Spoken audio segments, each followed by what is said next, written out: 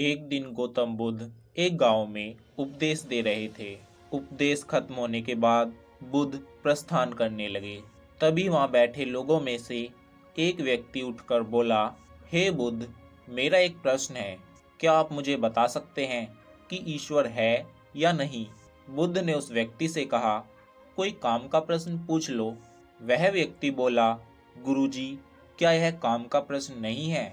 गौतम बुद्ध ने कहा कि इस दुनिया में ईश्वर के होने या ना होने से संबंधित जो भी प्रश्न हैं वह व्यर्थ हैं। वह व्यक्ति चुपचाप खड़ा रहा और बुद्ध अपनी सभा स्थगित करके अपने आश्रम चले गए। अगले दिन वह व्यक्ति बुद्ध के पास आश्रम पहुंचा और पूछा, हे बुद्ध, कल आप मेरे प्रश्न का जवाब दिए बिना ही वापस आ गए। आज भी मेरा वही प्रश्न है कि ईश्वर है या नहीं।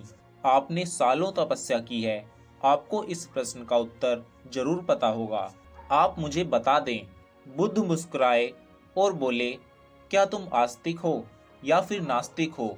वह व्यक्ति बोला, गुरुजी, मैं आस्तिक हूँ, मेरा ईश्वर में विश्वास है।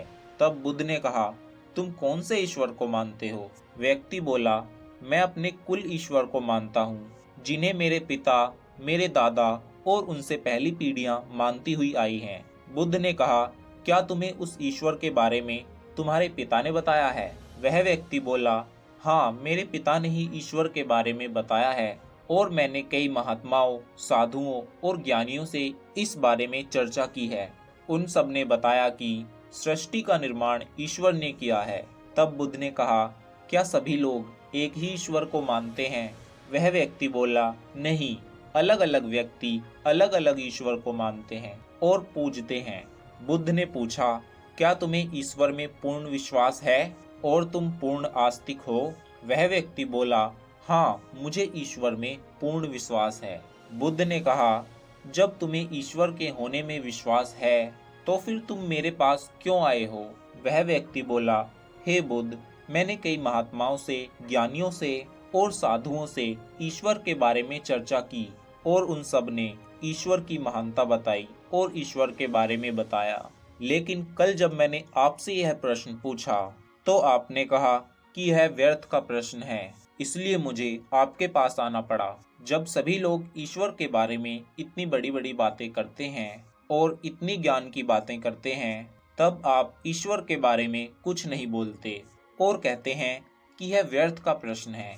इसी कारण मुझे आपके पास आना पड़ा। बुद्ध ने कहा, जिस प्रकार तुमने यह प्रश्न कई साधुओं, सन्यासियों और ज्ञानियों से पूछा, उसी तरह सभी मनुष्य अपने अपने ईश्वर के बारे में साधुओं, सन्यासियों और ज्ञानियों से पूछते हैं और उनके मिले उत्तरों के अनुसार अपने ईश्वर को तैयार कर लेते हैं और उसे मानना शुरू कर देते हैं और फिर इन्हीं ईश्वरों के लिए एक दूसरे की जान भी ले लेते हैं। फिर भी मन में कहीं ना कहीं एक जिज्ञासा रह जाती है, जिसके कारण यह प्रश्न खड़ा हो जाता है। तब हम लगातार पूरा जीवन इसी में बिता देते हैं कि ईश्वर है या नहीं, और दूसरी तरफ हम अपने आप को आस्तिक भी कहते रहते हैं ताकि हमारा ईश्वर हमसे रुष्ट ना हो। और इसी तरह तुम अपना सवाल मेरे पास लेकर आए हो कि ईश्वर है या नहीं। यह प्रश्न केवल इस कारण उत्पन्न हुआ है क्योंकि तुम्हारे मन में एक संदेह है और तुम उसे दूर कर लेना चाहते हो। लेकिन तुम कितने भी ज्ञानी, साधुओं और सन्यासियों से इस बारे में पूछो या फिर मेरे से पूछो, सबके दिए गए उत्तर व्यर्थ हैं जब तक कि तुम इस बात को स्वयं ना जान लो कि ईश्वर है या नहीं। सिर्फ मान लेने से तुम दुविधा में रह जाओगे और अपना संपूर्ण जीवन इसी में निकाल दोगे। तो मुझसे पूछने से अच्छा है कि तुम आओ और यह जान लो कि ईश्वर है या नहीं। मैं तुम्हें वह रास्ता दिखा सकता हूँ जो सत्य का रास्ता है और ज्ञान का रास्ता है। उसमें केवल जानने के लिए जगह है, मानने के लिए उसमें कोई जगह नहीं है। उसी दिन से दोस्तों, वह व्यक्ति बुद्ध का शिष्य बना और ज्ञान प्राप्ति के लिए सत्य की राह पर आगे निकल पड़ा।